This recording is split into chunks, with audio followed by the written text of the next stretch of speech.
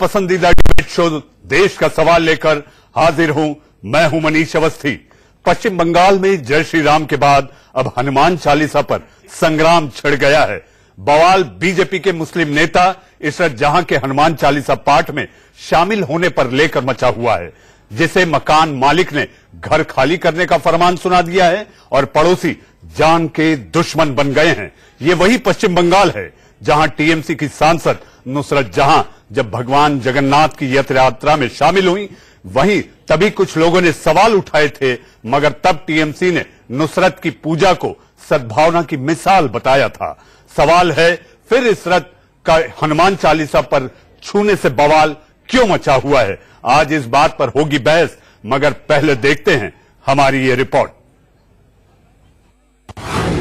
हिजाब में हनुमान चालीसा पर बवाल, पड़ोसियों ने दी जान से मारने की धमकी, मकान मालिक ने सुनाया घर खाली करने का फरमान, सड़क पर हनुमान चालीसा का पाठ हो रहा है। एक तरफ पुरुष और दूसरी तरफ औरतें नजर आ रही हैं जो सड़क जाम कर पाठ कर रही हैं, मगर लाल गुलाबी और भगवा साड़ी पहने महिलाओं के बीच बुर्का पहनकर बैठी इस महिला के पाठ में शामिल होने पर बवाल मच गया।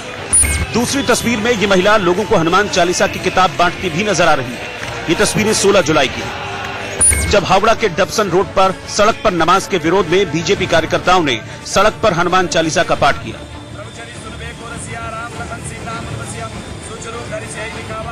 और ये महिला हैं बीजेपी की नेता इशरत, जो 3 तलाक केस में याचिकाकर्ता भी है। आरोप है कि इशरत के हनुमान चालीसा में शामिल होने का पता चलने पर 17 जुलाई को पड़ोसियों ने इनके घर हमला बोल दिया। हिजाब पहनकर पाठ में शामिल होने को लेकर धमकियां दी गई और घर खाली करने का फरमान सुना दिया। आप सारे मुसलमान की औरतों को बदनाम कर रहे हैं। मेरे घर के भी बेटी है, बहू है, सबकी इज्जत है, सबकी इज्जत को आप दांव पे लगा रहे हैं। वहाँ पे मेरे घर के बाड़ी वाले भी थे, मेरे भैंसुर भी थे, सभी ने बोलने लगा इसको घर से निकाल दिया जाए, इसको घर से निकालने की मुझे घर से निकालने की धमकी दिया गया कि जितना जल्दी हो सके यहाँ पर से घर खाली करके आप चले जाए। इतना ही नहीं, इशरत को जान से मारने की धमकी भी दी गई, जिसे लेकर उन्होंने पुलिस से सुरक्षा की गुहार लगाई। मुझे स्थानीय लोग सभी ने बोला कि जान से मारने की धमकी दिया जा रहा है, कि जान से तुमको मार देंगे, तुमको किसी वक्त भी यहाँ से निकाल देंगे। कोई बोला कि घर बेच दो, कभी यहाँ से ऐसे नहीं अगर निकलती है तो घर बेच दो। वहीं बीजेपी और संघ ने इशरत जहां को मिली धमकियों के लिए ममता सरकार को जिम्मेदार ठहरा दिया। बंगाल के अंदर की कट्टरता यह मर्डर ऑफ डेमोक्रेसी है, मर्डर ऑफ कॉन्स्टिट्यूशन है, और इसलिए जनता इसके खिलाफ खड़ी है और अधिक खड़ी होकर, और वो उसको सबक सिखाएगी। अब इन तस्वीरों को देखिए। ये पश्चिम बंगाल से टीएमसी की सांसद नुसरत जहां है, जो 4 जुलाई को कोलकाता में भगवान जगन्नाथ की रथ यात्रा में शामिल हुई थी। सिर से पांव तक हिंदू महिला की तरह श्रृंगार कर नुसरत ने भगवान की पूजा और आरती की थी। सवाल उठाने वालों ने तब नुसरत को भी निशाने पर लिया था, तो टीएमसी ने इसे धार्मिक सद्भावना की मिसाल की तरह पेश किया। ऐसे में सवाल है कि इशरत ने जो किया उसमें लोगों को धार्मिक सद्भावना क्यों नहीं दिखती? तापस सेन गुप्ता, कोलकाता, इंडिया न्यूज।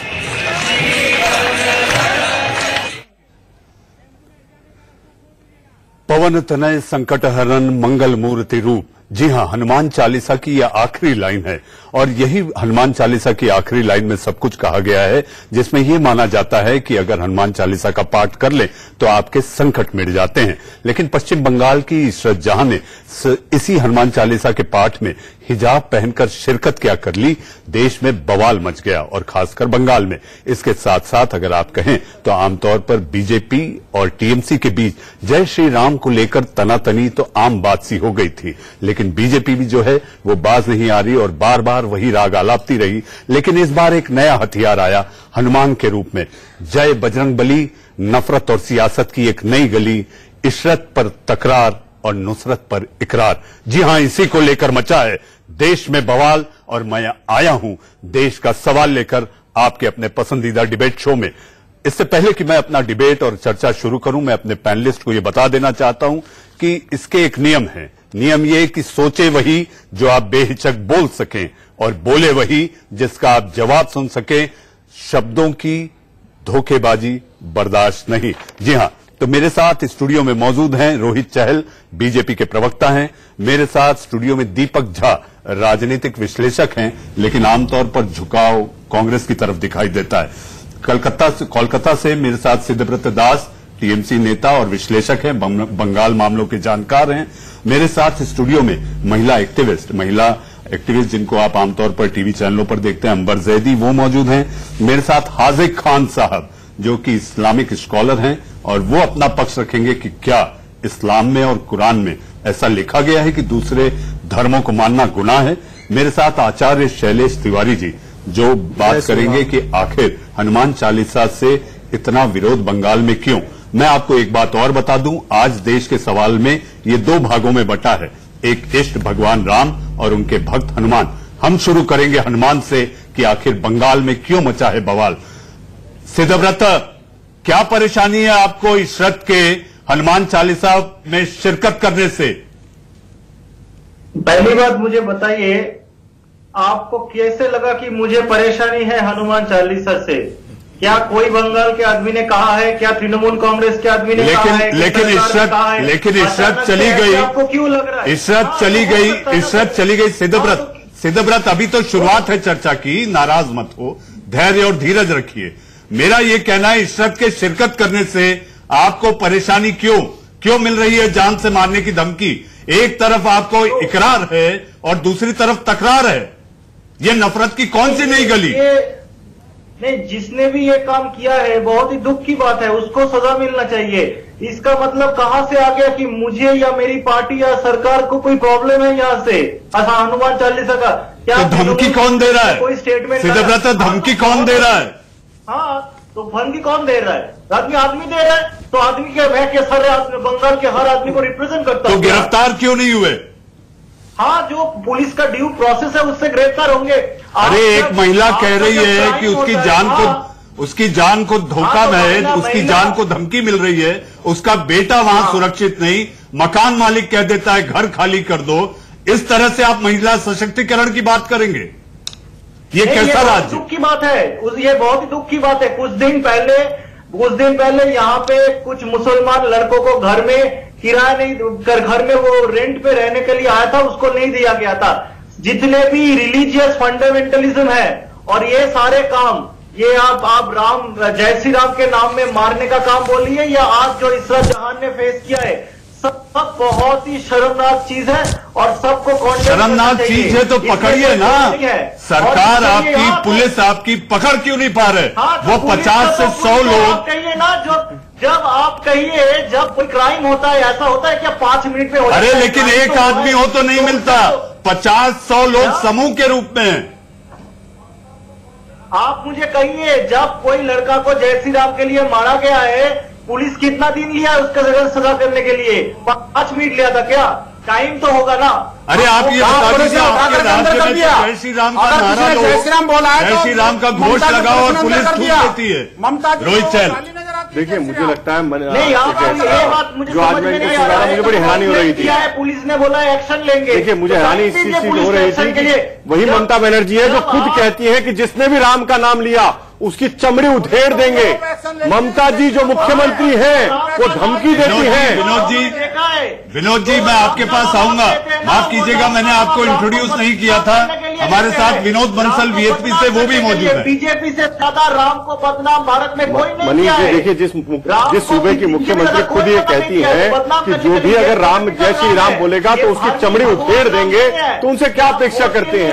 एक तरफ इतना ही नहीं, अरे मेरे भाई सुन लीजिए, देखिए, सिर्फ इतना ही नहीं, जय श्री राम बोलने पे ही दिक्कत नहीं है। आप ये दुर्गा विसर्जन पे इन्होंने रोक लगाई, जिस तरीके से हनुमान जयंती थी उसके पहले रोक लगाने का काम किया, रामनवमी के जुलूस पे नाम लगाने का काम किया। नफरत और सियासत की नई गली, हमें चर्चा नहीं, आप इसको ऐसे बिल्कुल नहीं जोड़ सकते। नहीं, आप कैसे बजरंग बली को नफरत की गली से जोड़ सकते हैं? ये लाइन ही अपने आप में गलत है मनीष जी, मैं इस लाइन का ऑब्जेक्शन करता हूं। मुझे नहीं लगता आपको इस तरीके की लाइन यूज भी करनी चाहिए। सियासत क्यों हो रही है? नहीं, आप ये बात कर रहा हूं, बजरंग बली नफरत की गली आप कैसे कह सकते हैं? इतने बड़े चैनल में बैठ के आप किस तरीके की बातें कर सकते हैं? कब साहब इतने सीनियर है, मुझे आपसे अपेक्षा नहीं।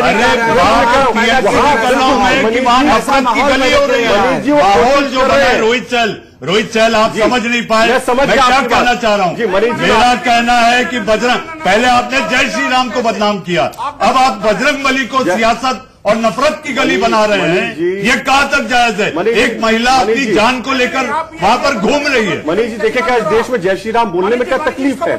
अरे जब अंतिम संस्कार भी होता तो राम नाम सत्य होता है। अरे मैं तो, अगर आप गांधी जी को देख लें, उन्होंने भी हे राम कहा था। तो मुझे लगता है राम से इतनी तकलीफ क्यों है? अरे हनुमान जयंती पे आप रोक लगाएंगे, रामनवमी के जुलूस पे आप रोक लगाएंगे, आप जिस तरीके दुर्गा विसर्जन पे रोक लगाएंगे। और इतना ही देखिए, मैं तो कह रहा हूं, अगर आज हनुमान चालीसा का पाठ हो रहा है जिस तरीके से, अगर मुस्लिम अगर जगह कम पड़ती है तो रोड पे नमाज पढ़ते हैं, उसी प्रकार अगर मंदिर में जगह कम है, कोई हनुमान चालीसा का पाठ कर रहा है तो तकलीफ क्यों हो रही है? और एक बहन, मुस्लिम बहन अगर वहां पर जाकर हनुमान चालीसा का पाठ कर रही है, हनुमान चालीसा बांट रही है, रोहित तो आपके पास हो रही है। मुझे दीपक झा,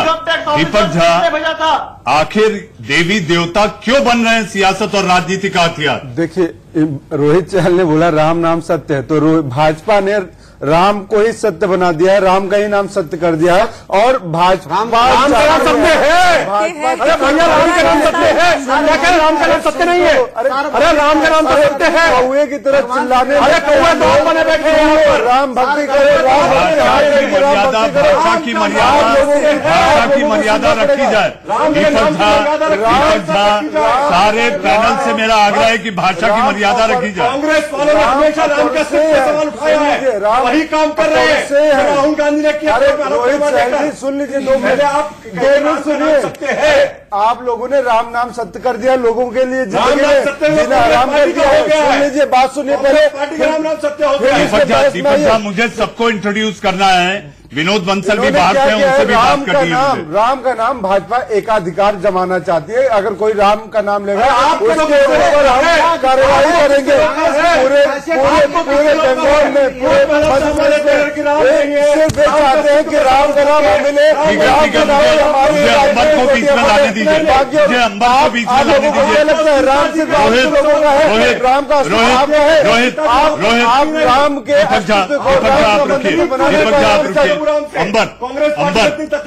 अंबर इशरत जहां वहां गली गली घूम रही है, जिस नफरत के साथ वहां पर बंगाल में जो हालात हैं, आप एक महिला एक्टिविस्ट हैं, आपको क्या लगता है कि केवल वो शिरकत कर ली हनुमान चालीसा के पाठ में अपराध हो गया?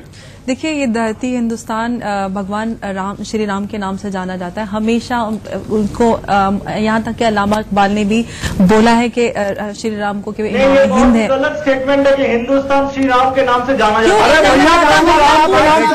मेरी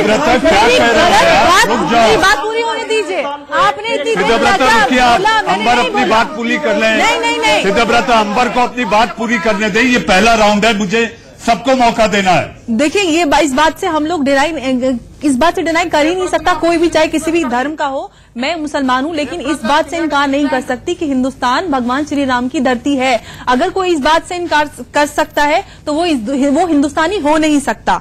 ये मेरा मानना है। दूसरी बात इशरत जहां की आती है, वो एक महिला जिसको उसके शौहर ने फोन पर 3 बार तलाक बोल के जब घर से निकाला था, उस वक्त समाज के लोग कहां थे? उस वक्त तो किसी ने उसके शौहर को नहीं बोला कि उसको घर से निकालो, या उसका सामाजिक बहिष्कार किया हो, या उसके खिलाफ कोई फतवा आया हो। आज एक महिला अगर सामाजिक सौहार्द के लिए, आपसी एकता के लिए अगर वो हनुमान चालीसा बांट रही है या हनुमान चालीसा का पाठ कर रही है, तो इसमें कौन सी गलत बात है? हमारा मजहब भी ये सिखाता है कि हम आपस में एक दूसरे। अरे मैंने आपकी बात में नहीं बोला, नहीं, प्लीज नहीं,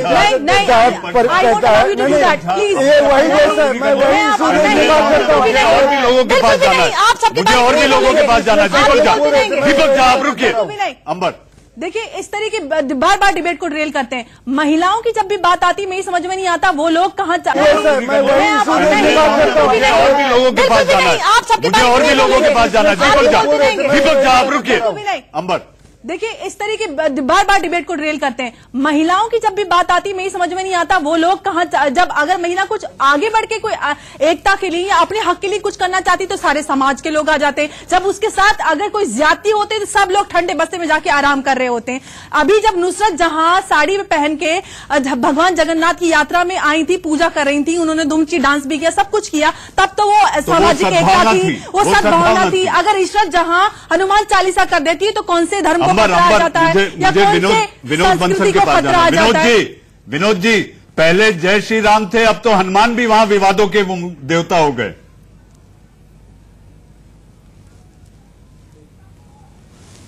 नहीं, देखिए, मैं विनम्रता पूर्वक निवेदन करूंगा, मैं जैसे बीच में नहीं बोला था, कोई बीच में ना बोला, पर प्लीज मेरी बात को पूरा समझें।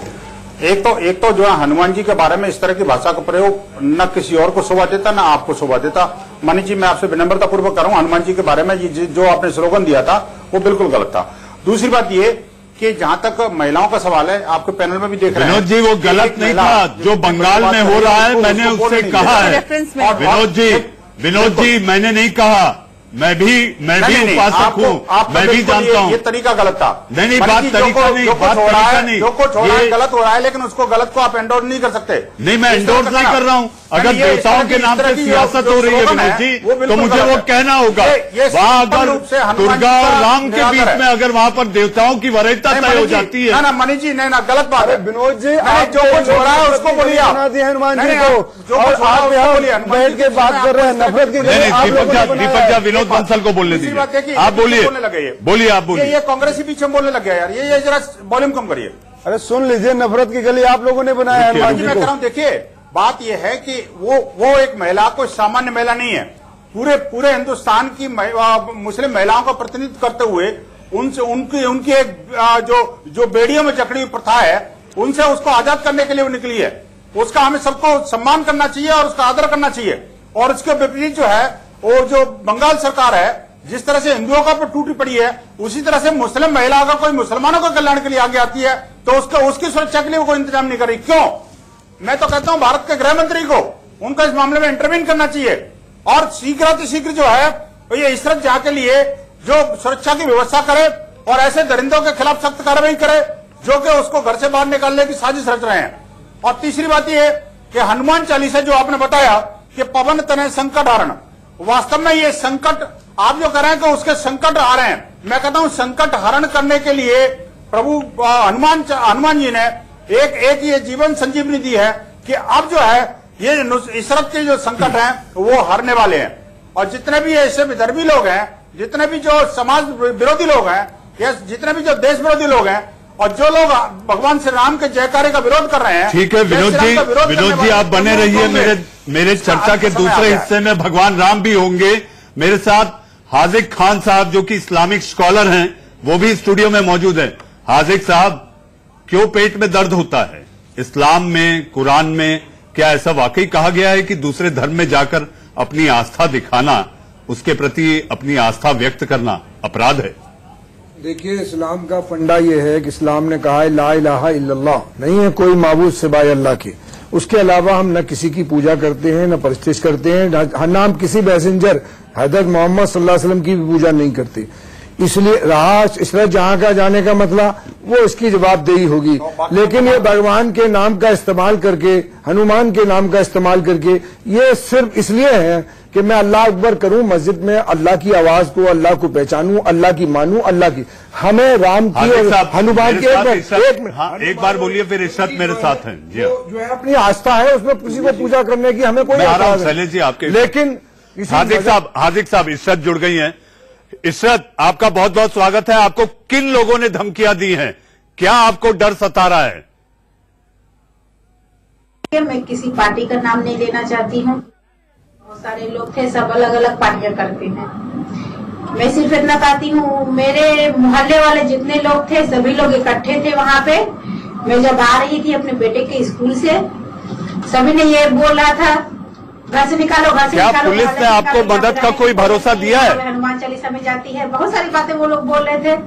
उसके बाद वहाँ पे मेरे जो शौहर थे, जिसने मुझे तलाक दे दिया है, उसके भाई भी खड़े थे। वो बोले इसको बोलते हैं जाके गांव में रहने के लिए, रहती नहीं है। सभी की बातें सुनते हुए मैं अपने घर की तरफ चली जा रही थी। एक आदमी मुझे ने आवाज दिया, आप हनुमान चालीसा में गए थे? बोले हाँ गए थे। कोई तकलीफ आप लोग को? आप नकाब पहन के क्यों गए? और आप बोले कि आपके साथ बहुत सारे मुस्लिम औरतें हैं, फिर खाना की हमारे घर की बहुत बेटियां हैं, सबकी इज्जत है। बोले हम भी तो किसी के घर की बेटी हैं, क्या मेरे घर में इज्जत नहीं है? मेरे घर में बाप भाई नहीं है? तो आप हिजाब लगा कर क्यों गए? बोले क्यों? आपसे पूछकर जाएंगे क्या कि हिजाब लगा कर जाना है या नहीं जाना है? बोले अगर हिजाब लगाकर जाएंगे तो भी इशरत जहां, हिजाब नहीं लगाकर जाएंगे तो भी इशरत जहां। सभी लोग मुझे पहचानता है। तो नहीं, आपको यहाँ से घर से निकाल दिया जाएगा, आप यहाँ पे नहीं रहेंगे। उसके बाद गाड़ी वाले को बुलाया जा रहा है।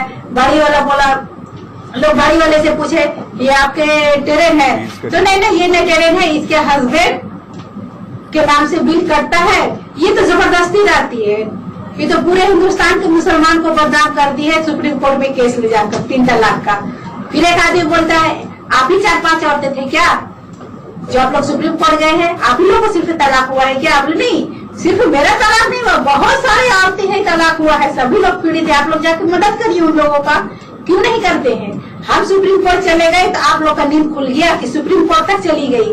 और जब यहाँ पे बात होती है, पिलखाने की बात होती है, तो आप लोग जाइए ना, सोए हुए क्यों है? सभी का जाकर मदद करिए। क्या पुलिस ने इशरत आपको कोई मदद का भरोसा दिया है? आपको कोई सुरक्षा मिली है? अभी मुझे कोई सुरक्षा नहीं दी गई है। पुलिस सिर्फ बोलते हैं ठीक है हम लोग हैं, कुछ होगा तो फोन करिएगा, हम लोग को बताइएगा। लेकिन क्या होता है, अभी फोन करेंगे, कुछ हादसा होगा, पुलिस 1 घंटे के बाद आएगी। 1 घंटे में जब तक लोग मुझे मारकर चले जाएंगे, मैं घर से बाहर निकलूंगी, अगल बगल बिल्डिंग है, लोग ऊपर से पत्थर फेंकेंगे, तो मैं तो देखने नहीं जा रही हूँ कि कौन फेंका ऊपर से। मुझे जाने का बहुत खतरा है। मैं अपने बेटे के साथ रहती हूँ, मेरा बेटा अकेले, मैं बाहर निकल जाती हूँ काम से, मेरा बेटा अकेले रहता है। मुझे बहुत ज्यादा खतरा लग रहा है। पहले जितनी खतरा नहीं थी, जब मैं तलाक के लिए आवाज उठाई थी, जितना खतरा नहीं था उससे ज्यादा, उससे कहीं ज्यादा। इशरत आप अपना ध्यान रखिए, इशरत आप अपना ध्यान रखिए और आपके बेटे की भी खैरियत रखिए आप। और जी शैलेश तिवारी, आपने इशरत को सुना, हाजिर खान साहब आपने सुना, सारे पैनल ने सुना, देश ने सुना, आप क्या कहेंगे? क्या वाकई नफरत वहां इस हद तक पहुंच चुकी है?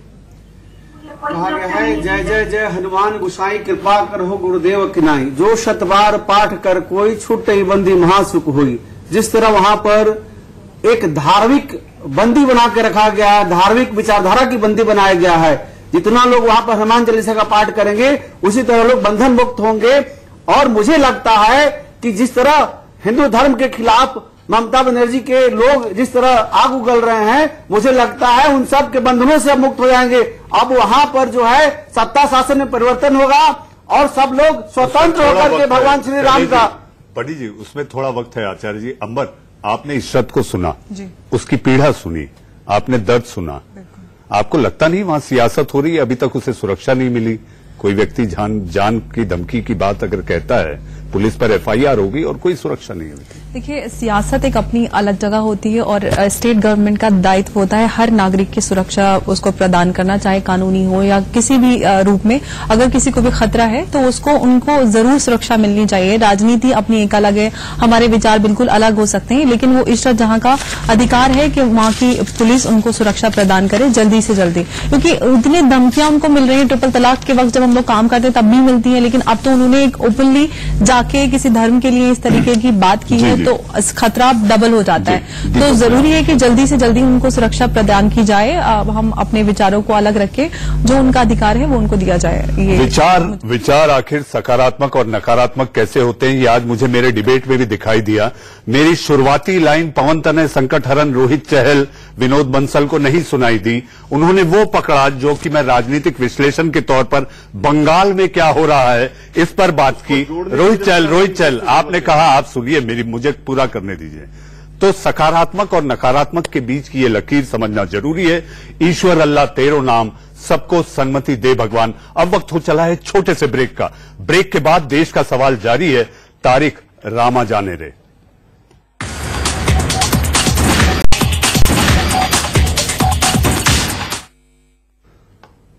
ब्रेक के बाद फिर एक बार आपका स्वागत है। अयोध्या में राम मंदिर निर्माण पर सुप्रीम कोर्ट से तारीख पे तारीख मिल रही है। कोर्ट ने मध्यस्थता पैनल को 31 जुलाई तक अंतिम रिपोर्ट सौंपने को कहा है, जिसके बाद 2 अगस्त को हर रोज सुनवाई होगी, जिस अर्जी पर विचार होगा। मगर एक बार फिर तारीख मिलने से साधु संतों में आक्रोश दिखाई दे रहा है। सवाल यह है कि आखिर कब तक मिलती रहेगी तारीख पर तारीख, कब तक कोर्ट की परिक्रमा होती रहेगी? इन्हीं सवालों पर हम बहस करेंगे, मगर देखते हैं पहले हमारी ये रिपोर्ट।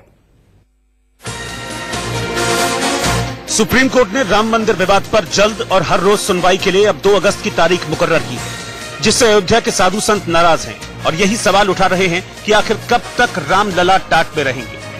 पीढ़ियां जो है आज न्यायपालिका को आशा देखते देखते देखते देखते स्वर्गवासी हो गई। इसलिए अब हम चाहते हैं न्यायपालिका निष्पक्ष होकर के साक्ष्यों के आधार पर अब आदेश सुनाए, तारीख न दे, क्योंकि तारीख लेते लेते लेते लेते अब हमारी कई पीढ़ियां गुजर चुकी है। आप अध्यादेश लाते हो तो अमित शाह आप एक बार सरदार भाई पटेल बन जाओ, और नरेंद्र मोदी आप सीने पे हाथ करके बोलो, एक 56 इंच का सीना नरेंद्र मोदी आदेश करता है कि चाहे प्रधानमंत्री का पद रहे या न रहे, मैं सन्यासी हूँ, राम के लिए हूँ, अयोध्या में राम जन्मभूमि का निर्माण होना चाहिए। सुप्रीम कोर्ट में 11 जुलाई को मामले की जल्द सुनवाई को लेकर याचिका दायर की गई थी। अदालत ने मध्यस्थता पैनल से स्टेटस रिपोर्ट मांगी थी। 8 मार्च को बातचीत से विवाद सुलझाने के लिए मध्यस्थता कमेटी गठित की गई थी। अब मध्यस्थता पैनल ने कोर्ट में रिपोर्ट सौंपी, मगर सुप्रीम कोर्ट ने कहा कि पैनल 31 जुलाई तक फाइनल रिपोर्ट सौंपे। अगर मध्यस्थता कमेटी की रिपोर्ट में बातचीत से बात बनती नजर नहीं आई तो 2 अगस्त को सुप्रीम कोर्ट हर रोज सुनवाई पर फैसला कर सकता है। मीडिएशन तो खत्म हो गया ना, जब सुप्रीम कोर्ट ने ये कहा है कि मीडिएशन कमेटी अपनी रिपोर्ट 31 जुलाई तक सबमिट करे, इसका मतलब है मीडिएशन कमेटी के सामने जो भी तथ्य हैं, जो भी बातें हैं, वो 31 जुलाई तक कोर्ट के सामने रख दे और कोर्ट इस मामले की सुनवाई 2 अगस्त से करेगा। हालांकि अभी तक तमाम पक्षकारों को इस बात की उम्मीद कम ही नजर आ रही है कि मध्यस्थता से कोई हल निकलेगा। सभी पक्ष अब चाहते हैं कि इस विवाद पर अदालत ही फैसला करे। राम जन्मभूमि के ऊपर सुप्रीम कोर्ट ने अपना आदेश दिया है, जिसमें कहा गया है कि 2 तारीख से लगातार उसकी सुनवाई की जाएगी। सर, आपको लगता है कि 2 तारीख से सुनवाई के बाद जल्द फैसला आने की उम्मीद है? तो देखिए, मुझे लग रहा है कि सर्वोच्च न्यायालय इसे गंभीरता से ले रही है और उम्मीद है कि जन भावनाओं, भारतीय संस्कृति और उसकी विरासत को देखते हुए सभी तथ्य और तर्क जो उच्च न्यायालय और सर्वोच्च न्यायालय में दिए गए, ये फैसला मंदिर निर्माण के पक्ष में होगा। अभी देखिए, मामला तो बार बार चलेगा, यही दुर्भाग्य है और मैं समझता हूं इसको टालना नहीं अब चाहिए। अब इस समस्या का समाधान होना चाहिए और समाधान एक ही है, जहां भगवान रामलला विराजमान हैं वहीं राम मंदिर निर्माण के लिए आदेश होना चाहिए। बीजेपी ये आरोप भी लगाती रही है कि कांग्रेस अगर रोड़ा न बनी होती तो अयोध्या में राम मंदिर कब का बन गया होता, मगर कांग्रेस नेता कह रहे हैं कि बीजेपी ही राम मंदिर के बहाने एक मुद्दे को जिंदा रखना चाहती है। पिछले 40 साल से भारतीय जनता पार्टी इसका राजनीतिक इस्तेमाल कर रही है, शोषण कर रही है और वो नहीं चाहते हैं कि इस मसले का हल हो, क्योंकि जिस दिन राम मंदिर बन जाएगा या राम मंदिर का मसला हल हो जाएगा तो उनका जो इलेक्शन का इशू है भारतीय जनता पार्टी का या संघ परिवार का, वो खत्म हो जाएगा। बहरहाल राम मंदिर पर एक और तारीख मिल गई है। अदालत ने रिपोर्ट के लिए आखिरी 15 दिनों की डेडलाइन तय कर दी है, मगर सालों से चले आ रहे मुकदमे में फैसले की घड़ी कब आएगी ये अब भी साफ नहीं है। 1949 से लेके 2019, जी 70 साल, और 70 साल में कई पड़ाव आए।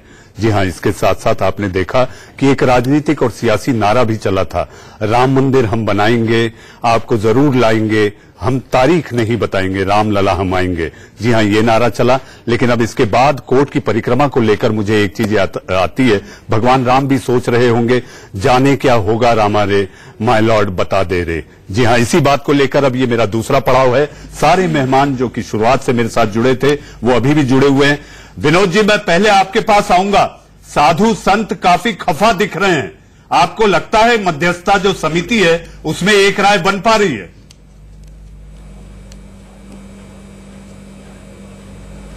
नहीं, देखिए, ये वही हुआ जो इलाहाबाद हाईकोर्ट में हुआ था। आपको पता है मनीष जी, जब इलाहाबाद हाईकोर्ट ने 30 सितंबर 2010 को जो वर्डिक्ट दिया था उसमें सब कुछ ठीक था, लेकिन लास्ट में जजमेंट की जो लाइन में डिवीजन ऑफ लैंड जो किसी ने नहीं चाहता, किसी पक्षकार ने नहीं चाहता, वही माननीय उच्च न्यायालय ने किया। और यहां भी यही हुआ कि मार्च तक जो है मामले को इस तरह से लटका पटका के भटका के रखा गया, ये इस्लामिक तत्वों ने और कांग्रेसी मानसिकता ने, कि यहां तक के माननीय सर्वोच्च न्यायालय के मुख्य न्यायाधीश के ऊपर महाभियोग तक लगाया गया। और अब जो है मार्च में जब सुनवाई का समय आया था तब जो है उन्होंने कहा कि हमने तो अभी ट्रांसलेशन पढ़ा ही नहीं है, और उस ट्रांसलेशन को पढ़ने के लिए मात्र माननीय सर्वोच्च न्यायालय ने 2 महीने का समय दिया था। और उन्होंने कहा चलो 2 महीने जब ट्रांसलेशन को पढ़ने में टाइम लगेगा ही लगेगा तो तब तक मीडिएशन करके देख लेते हैं, जो कि किसी भी पक्षकार ने नहीं चाहा था। कोई भी नहीं चाहता था कि मीडिएशन चले। मुझे बताइए, जब मैं किसी विवाद को लेकर के माननीय सर्वोच्च न्यायालय में पहुंचा हूं तो मुझे न्याय चाहिए, कोई समझौता नहीं चाहिए। दूसरी बात यह है कि जब मैं बात जन्मभूमि की हो रही है, वो भगवान राम की जन्मभूमि है, दुनिया को पता है, तो उस पर न मेरा अधिकार है न मुसलमान का अधिकार है, वो तो भगवान राम का अधिकार है। जी, साधु संतों के गुस्से को आप कैसे ठंडा करेंगे? न कोई उसका डिवीजन हो सकता है, न विनोद जी, साधु संतों के गुस्से को आप कैसे शांत करेंगे? संतों का जो गुस्सा है वो अपने आप को ठगा महसूस कर रहे हैं। पूज्य संतों का जो गुस्सा है बिल्कुल स्वाभाविक है कि नहीं, बिल्कुल ठीक है। मैं कहता हूं माननीय सर्वोच्च न्यायालय से हमने अपील की है कि इस मामले की त्वरित सुनवाई करके, और ये जो जिहादी तत्व हैं जो बार बार माननीय सर्वोच्च न्यायालय का समय बर्बाद करके बार बार डिरेलमेंट कर रहे हैं हियरिंग का, पिछले 2 साल में एक भी हियरिंग राम जन्मभूमि के पक्ष में नहीं हुई, राम जन्मभूमि के लिए नहीं हो पाई। वो ये सिर्फ इसी मामले में मामला 2 साल गुजार दिए कि कौन बेंच सुनवाई करेगा, तीन जज सुनवाई करेंगे, 5 जज सुनवाई करेंगे। 1994 के केस को ले आओ, इस बेंच में ये मुसलमान जज नहीं है, इस बेंच में ये जज नहीं। विनोद जी, मैं आपसे एक चीज पूछूंगा। विनोद जी, वीएचपी सबसे सक्रिय रही है इस आंदोलन में, धमकियां चलती रही। विनोद जी, आपको मध्यस्थता समिति पर भरोसा है या नहीं? बिल्कुल नहीं। देखिए, हमने पहले भी कहा था कि मध्यस्थता से कोई हल नहीं निकलने वाला, लेकिन माननीय सर्वोच्च न्यायालय ने कहा तो हमने मध्यस्थता में पार्टिसिपेशन किया, जो कुछ उन्होंने पूछा हमने बताया, लेकिन उसका कोई समाधान जो है, जैसे कि ये जो पक्षकार ने कल जो पिटीशन दायर की थी लास्ट वीक, तो उन्होंने यही तो कहा था कि उससे कुछ हल नहीं निकलने वाला, और माननीय सर्वोच्च न्यायालय भी इस बात को समझ रहा है कि उससे कोई हल नहीं निकलने वाला मीडिएशन से। इसलिए त्वरित सुनवाई हो, और जो लोग डिरेल करने की कोशिश कर रहे हैं, बार बार ये चाह रहे हैं कि किसी तरह से मामला टलता जाए। विनोद जी, मैं आपको बता रहा हूं पहले एडवांस में 2 तारीख को जो 2 विनोद जी, मैं हार्दिक खान साहब को बीच में लाऊंगा। बार बार फिर हार्दिक खान साहब, क्या परेशानी है आपको? जब मध्यस्थता समिति बनी है, सुप्रीम अदालत ने वो समिति का गठन किया है, उसके बावजूद आप लोग किसी निष्कर्ष पर नहीं पहुंच रहे? कोई सकारात्मक आपका स्टेप, आपका कोई कदम ऐसा नहीं लग रहा कि कहीं न कहीं मंदिर बनाने को लेकर आम सहमति हो जाए? देखिए, ये 14 बार इस तरह की कोशिश की गई हिंदुस्तान में 70 साल में, लेकिन ये हो नहीं पाई मध्यस्थता। इसलिए सुप्रीम कोर्ट का जो फैसला आएगा, हमारी पहले दिन से ये बात, यानी आप भी ये मानते हैं कि मध्यस्थता समिति विफल है? 100% विफल हो जाएगी। 14 बार हो चुकी है, एक बार थोड़ी हुई है, 15वीं बार हो जाएगी। लेकिन सुप्रीम कोर्ट को जो तथ्य है उसके एतबार से फैसला करना होगा, और हिंदुस्तान के मुसलमान पर्सनल लॉ बोर्ड, बाबरी मस्जिद एक्शन कमेटी और हिंदुस्तान का मुसलमान इस देश के संविधान में आस्था रखता है, और हम इस आस्था के साथ हैं कि फैसला हमारे फेवर में होगा, क्योंकि डॉक्यूमेंट और हमारे पास है। हम किसी के उसको मंदिर बनाने में ऐतराज नहीं करते, लेकिन किसी की चीज छीन के मंदिर बनाया जाए, इस पर ऐतराज है हमारा। बाकी राम के नाम पर कोई हिंदुस्तान में मंदिर बनता है तो लेकिन मंदिर वहां बने, इसको लेकर तो प्रपंच है, प्रपंच ही इसी पर है ना हार्दिक खान साहब। देखिए, वहां ना तो बाबर ने बाबरी मस्जिद बनाई, इब्राहिम लोदी ने 1525 में शुरू करी, 26 में बनाई, और 27 में बाबर ने उसको हटा दिया। हिंदुस्तान के किसी मुसन्ना बाबर ने बनाया, नजीर बागी ने बनाया। वहां पर अगर मध्यस्थता समिति आपको किसी सकारात्मक कदम की ओर बढ़ती नहीं दिख रही, तो आखिर कहीं न कहीं इनमें एक राय तो है ही नहीं। देखिए, इस तरीके से इसमें पॉलिटिक्स बहुत समय से होती आई है, सब लोग जानते हैं इस बात को। मध्यस्थता से अब तक कोई फल निकला नहीं है, तो बेहतर है या तो मध्यस्थता में सीरियसली बैठकर उस पर डिस्कशन हो और कोई निष्कर्ष निकाला जाए, क्योंकि अब तो ये मुद्दा खत्म सा होता दिख रहा है। मैं वो बोली, ये मुद्दा इससे लोगों की धार्मिक आस्थाएं जुड़ी हुई है, उसमें एक राय बनती नहीं दिख रही। तो जी कोशिशें बहुत होती आई है, जब भी सुप्रीम कोर्ट इसके लिए तैयार नहीं है। जब भी कोर्ट ऐसा फैसला देता है कि मध्यस्थता करके आप कोई एक फैसला ले लें, तो मुझे नहीं लगता कोई भी लोग उसको इनिशिएट करते भी हैं। बहुत सारे लोग कोशिश करते हैं कि कोई एक फैसला आ जाए जिससे हम लोग इससे छुटकारा पा लें, लेकिन वही है कि कुछ हो नहीं पाता। हर कोई इस पे पॉलिटिक्स करता नजर आता है, चाहे हम किसी भी पक्ष की बात करें। ये जो मुद्दा है बहुत इमोशनल मुद्दा है, लोगों की धार्मिक आस्थाएं। राम के साथ सियासत हुई है? देखिए, इस पे सियासत तो हो रही है बहुत समय से, सब जानते हैं। चाहे अब किसी भी पक्ष की बात करें, मैं किसी एक पक्ष की बात नहीं करूंगी, क्योंकि लोगों की आस्थाएं जुड़ी हैं, चाहे वो किसी भी धर्म के लोग हों। मस्जिद वाले बोलते हैं कि हमारी मस्जिद है, उधर मंदिर वाले बोलते हैं हमारा मंदिर है। तो ये बहुत इमोशनल और बहुत सेंसिटिव मुद्दा है। इसके माननीय पापी का बनाया हुआ पाप का ढांचा था। मैं जो लोगों की आस्था है उसकी बात कर रही हूँ। जी, तो यहाँ पे मुझे लगता है कि सुप्रीम कोर्ट को कोई एक फैसला लेना चाहिए, जो भी सबूत हैं और तथ्य हैं उनके आधार पर एक फैसला लेना चाहिए। आप प्लीज बोलने क्यों नहीं देते हर किसी के बात में? यहाँ पर जो भी माननीय सुप्रीम कोर्ट का फैसला होगा वो उस पक्ष को मानना पड़ेगा जिसके विरोध में आता है। सुप्रीम कोर्ट के फैसले को मानने आ रहा हूँ, आपसे मुझे जवाब लेना है। जी शैलेश जी, मैं शुरू से मध्यस्थता का पक्ष में नहीं हूँ। पहले हाईकोर्ट की बात करो। मध्यस्थता में कुछ लेना और कुछ देना होता है, जबकि हम कुछ देने के पक्ष में नहीं है, क्योंकि हमारा वहाँ मंदिर था, है और रहेगा। आर्कियोलॉजिकल सर्वे ऑफ इंडिया के द्वारा वहाँ प्रमाणित है कि उस मंदिर के नीचे जो है भगवान बराह का मूर्ति थी, और भगवान बराह की पूजा हमारे सनातन धर्म में भगवान विष्णु के रूप में होती है, और जबकि इस्लाम में इसका विरोध है।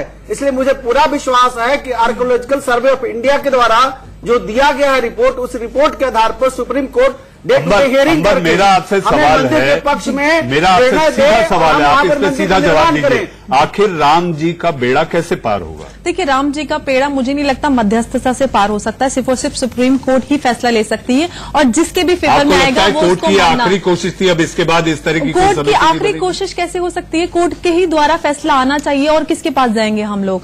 लोगों की आस्था समिति के गठन नहीं हो सकता, मुझे नहीं लगता, क्योंकि इतनी बार कोशिश हो गई है, और लोगों की इतनी अपने कुछ लोगों की पॉलिटिकल एजेंडा भी उसके साथ जुड़ा हुआ है, तो वो चाहते नहीं है कि कौन लोग हैं आपको बताएं? मैं उन किसी का नाम नहीं लेना चाहती, जो अपनी पॉलिटिक्स करना चाहते हैं इस मुद्दे को लेकर, चाहे वो किसी भी तरफ के लोग हों, उनका जो अपना एक एजेंडा है उसके चलते ये सॉल्व नहीं हो पा रहा है। तो मुझे लगता है सुप्रीम कोर्ट ही एक ऐसा रास्ता है, प्लीज मुझे थोड़ा सा कंप्लीट करने दीजिए, रास्ता है जिससे हमें कोई फल मिल सकता है, और जिसके भी फेवर में आएगा हम सबको मानना पड़ेगा। दीपक झा, देखिए, भाजपा की राम भक्ति को मैं बयान कर देता हूं जरा 10 सेकंड के अंदर, फिर पता चल जाएगा कि क्या हो रहा है इस देश में।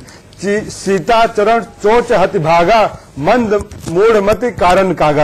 एक कौवा था रामचंद्र जी, और सीता जी एक शिला पे बैठे हुए थे।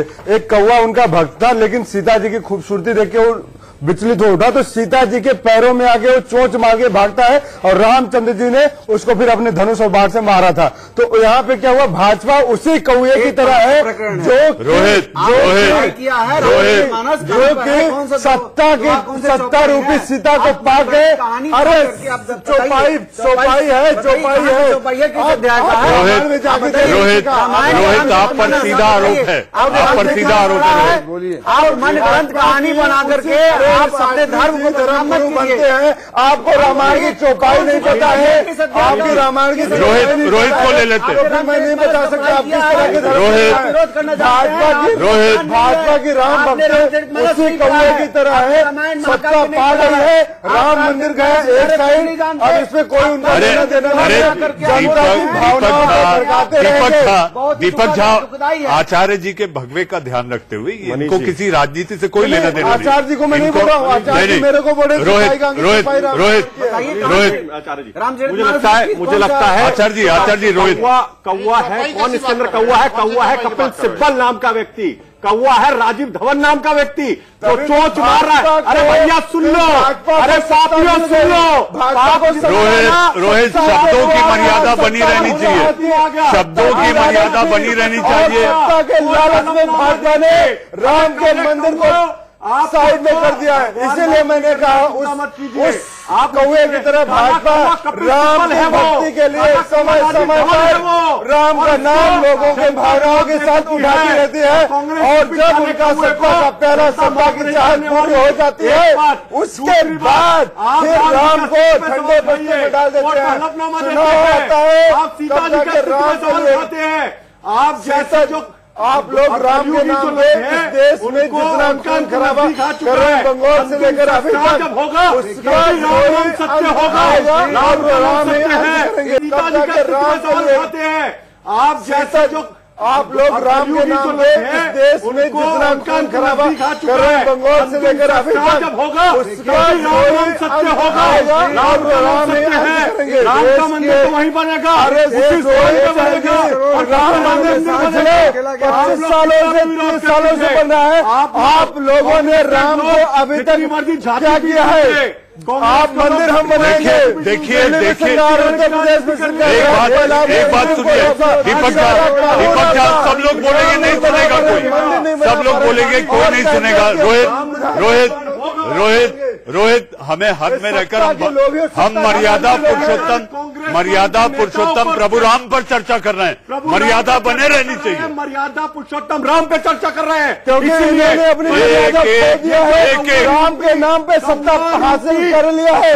कौवा रूपी भाजपा सत्ता रूपी सीधा को हासिल कर चुके हैं और इसके बाद अब इनको राम से कोई मतलब नहीं है। इसलिए भाजपा को राम के अस्तित्व को, राम के नाम को जिंदा रखने के लिए अरे भाई राम मंदिर का आप लोग सुनिए, आप लोग सुनिए। हाजिक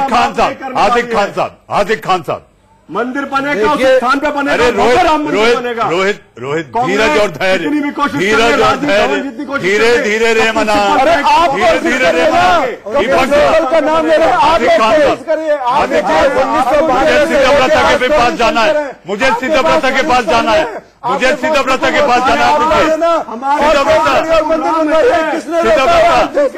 मंदिर बनवाने से किसी ने नहीं रोका है। सिद्धव्रता भावनाओं से खेल रहे हैं। भाजपा जो कौवा है, कौवे की तरह चोच मार रही है। अरे रुकिए आप, मुझे और रावण राजीव धवन है। सिद्धव्रता मेरी आवाज आ रही है आपको? हाँ आ रही है। सिद्धव्रता राम मंदिर बनना चाहिए ना? ये तो कहना गलत है क्योंकि सुप्रीम कोर्ट में जजमेंट। अरे कहना कैसे गलत है? अरे मंदिर कैसे करो? मंदिर का कहना गलत है? कैसे करना चाहिए? नंगी हो गई। अगर राम जय श्री राम का भी विरोध करेंगे, नंगी हो गई, बलि का भी विरोध करेंगे, दुर्गा विसर्जन का भी विरोध करेंगे, सरस्वती माता का भी विरोध करेंगे, राम मंदिर का भी विरोध करेंगे। तुष्टिकरण के लिए वोट बैंक की खातिर ये लोग वोट के लिए राम के नाम को हाजिक खान साहब दीपक हाजिक खान साहब को ले लेते हैं। दीपक आप रुकिए जी, आप सब जानते हैं। रोहित हाजिक खान साहब देखिए, बाबरी मस्जिद जिस दिन से शहीद हुई, रामलला जी उससे पहले आपके लिए ढांचा, हमारे लिए मस्जिद थी। बाबरी ढांचा रामचंद्र जी बैठे हुए थे। रामचंद्र जी को इन्होंने उस जो चार दीवारी से आसमान के बीच में बिठा दिया। ये वो लोग हैं, इनके लिए ये कहा जाएगा कि रावणों की बस्ती में राम बेटा आ रहा है। मस्जिद और मंदिर से रिश्ता कितना प्यारा है। रावणों की बस्ती में राम देश आ रहा है, मस्जिद और मंदिर से वो कितना कितना प्यारा है। मुश्किलें भाई है, दोनों को बता रहा है। राम भी हमारा है, रहीम भी हमारा है, लेकिन राम के नाम को शासन करते हैं। राम के समाज के दुश्मन है, समाज के राम की आप समाज के आप जो है राम की पूजा कराने के बजाय भाजपा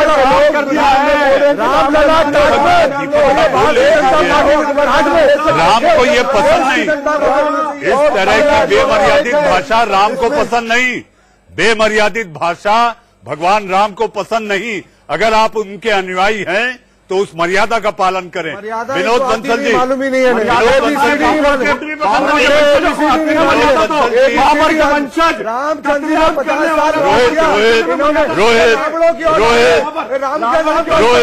रावण के नाम का इस्तेमाल कर रहे हैं, राम के नाम पर मंदिर को। देखिए आप लोग अगर इस तरह से चर्चा नहीं चल पाएगी, इस तरह से चर्चा नहीं चल पाएगी, राम के संग होगा, राम के संग इस तरह से चर्चा नहीं चल पाएगी। इस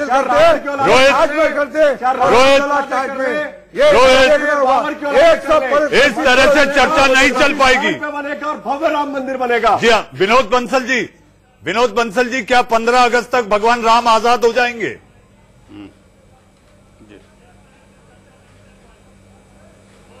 देखिए, ये जो जिहादियों का अंत जब तक नहीं होगा, मुझे लगता है तब तक राम आजादी की तरफ नहीं बढ़ेंगे। लेकिन हाँ, दे रहे, ये जरूर है कि 15 अगस्त कर रहे हैं और सुनवाई शुरू हो जाएगी।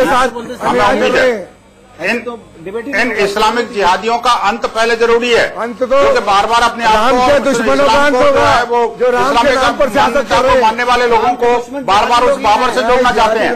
ये बाबर से जोड़ना चाहते हैं। हमने सीतापुर का नाम चेंज किया। अरे आप कहाँ से कहाँ बात ले जा रहे हैं? इस्लाम का जो ग्लोबल पर्सपेक्टिव बनता है, ये आतंकवादी चेहरा है, संस्कृति के साथ से घर भी लेंगे आप लोग। अरे ये जो राम के लोग रामपुरी रहने वाला बार बार जो बाबरवादी सोच रहे हैं आप ही कर रहे हो, आप निश्चित रहिए।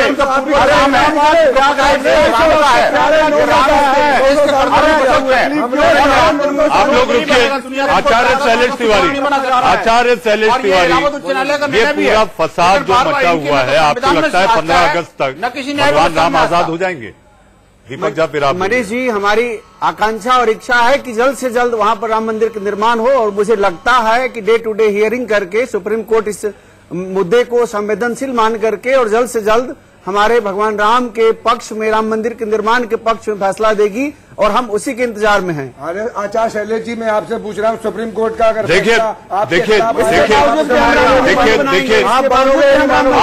सुप्रीम कोर्ट के हार्दिक साहब, मैं अपने देश के सवाल के आखिरी पड़ाव में हूँ। आखिरी 10-10 सेकंड। रोहित, देखिए, हम चाहते हैं भारतीय जनता पार्टी का स्टैंड क्लियर है। जहां पे रामलला जन्म हुआ उसी स्थान पे विनोद जी संवैधानिक दायरे के अंदर विनोद जी कोर्ट को डे टू डे हियरिंग करके जल्द से जल्द मंदिर निर्माण के अंदर काम शुरू हम ये चाहते हैं। इसलिए हमने पिटीशन लगा, हमने एप्लीकेशन लगाई सरकार ने कि जो बाकी लैंड है वो राम रोहित आप 10 सेकंड से ज्यादा बोल, का काम वहां पे चालू हो जाना। विनोद जी आखिरी 10 सेकंड। सुनवाई जल्दी से जल्दी शुरू हो, न्याय जल्दी मिले और इस्लामिक जिहादियों पर अंकुश लगे। सिद्धव्रता, आप क्या कहते हैं? राम मंदिर बनना चाहिए? सर्वोच्च उसका सिद्धव्रता, ठीक है विनोद जी। सिद्धव्रता, राम मंदिर बनेगा या नहीं बनेगा ये सुप्रीम कोर्ट तय करेगा। मैं यही कह रहा हूँ कि ये जो मुद्दा है आखिरी 10 सेकंड। देखिए, इसमें आखिरी 10 सेकंड। राम मंदिर जन भावनाओं से बनेगा, ना कि काग भक्ति से बनेगा। और आचार्य आप ये बार बार आप रुकिए। अब मेरा समय। राहुल गांधी को पढ़ा। भजन गायक हरिओम शरण की मुझे एक लाइन याद आती है, और वो बड़ा मशहूर भजन हुआ था। राम जी करेंगे बेड़ा पार, उदासी मन काहे को धरे। मुझे ऐसा लगता है कि आज भगवान राम को दरकार है, माय लॉर्ड करेंगे बेड़ा पार, उदासी मन काहे को धरे। देश का सवाल में आप लोग जुड़े, बहुत बहुत धन्यवाद। लेकिन खबरों के सिलसिले को मेरे सहयोगी रोहित पुनेठा बढ़ाएंगे आंख कान खोल के।